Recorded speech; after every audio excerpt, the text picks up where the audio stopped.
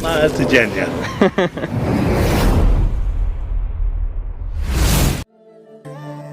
Do you want to speak with confidence like these amazing personalities?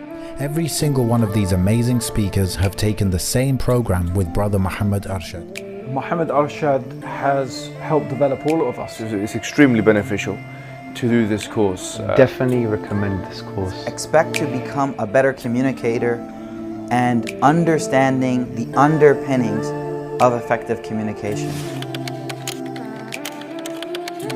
To access the free, life-changing training now. Assalamu alaikum guys, and welcome to another episode of Smile to Jannah. Unfortunately and sadly, the Queen has passed away. Yeah, condolences to all those that are concerned, that are grieving. But what's very interesting is a country that professes freedom of speech. Yeah, news is coming out that people that are holding up certain signs expressing their freedom of speech. It's not hate speech, it's their opinion. They are anti-monarchy, but unfortunately and sadly, they are being arrested.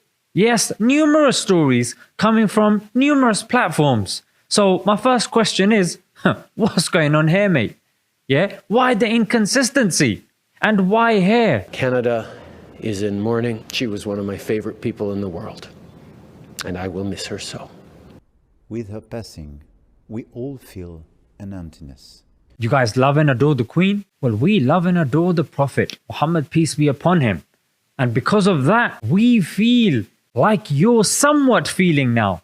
Yeah, but just you multiply it by at least 100, mate. Yeah, that's the love that we have for the Prophet, peace be upon him. And I thought now would be a good time to highlight when you can understand and appreciate this. King Charles, congratulations, Charlie boy, for becoming king finally. Yeah, I'm sure you've been waiting a long time. Approved. And Prince Charles, I wanted to share this with you guys because Prince Charles, I would have thought is, you know, a dopey individual. Like he's just there, like he says some stuff, isn't it? And Aberdeenshire.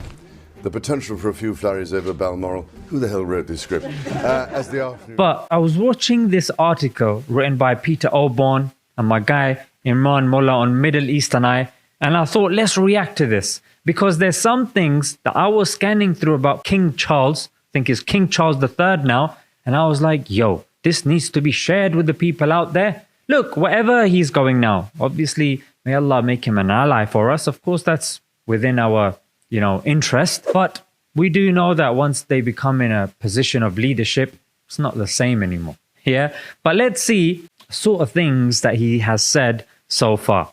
In a series of statements, he has rebutted the clash of the civilizations thing, that Islam is at loggerheads with Christianity and other religions. That already is a big thing, mate. He's been the patron of the Oxford Centre for Islamic Studies. Salam alaikum. And he's also did an inaugural address titled Islam and the West. I'm sure you might have heard by now, to read the Quran, the guy has taken the effort to learn Arabic. Now, this was something that even Thomas Jefferson did as well. Again, a big thing, one of the founders of the US. And that should be a motivation for you and me as well. Yeah, to learn Arabic. Even if it's a few words here and there. At least you've started the journey.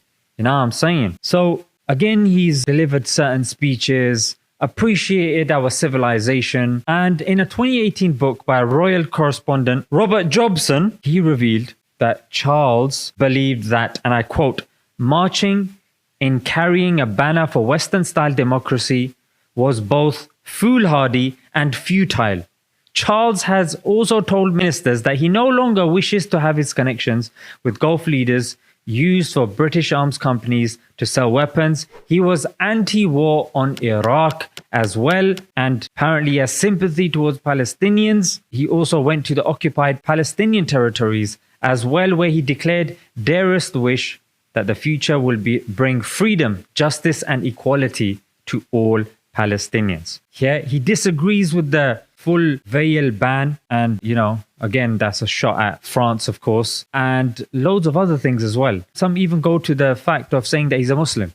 But in his inaugural speech, he's admitted that he's an Anglican. Yeah, he's an Anglican. So I'm going to link the article in the description. Have a look, guys, and be aware of what's going on.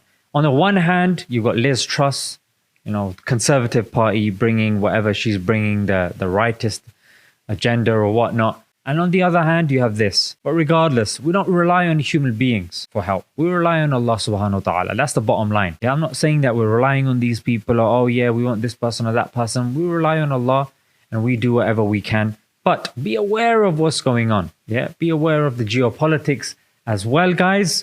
And look out for these little things that are happening. Two, some dodgy news as well. One dude who did an umrah in the name of the Queen.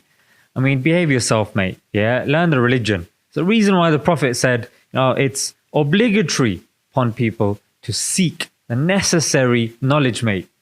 This guy clearly hasn't. You know what I'm saying? So don't be like this guy. Stay nuanced and balanced. And I'll see you guys next time, inshallah. Until next time. Assalamu alaikum.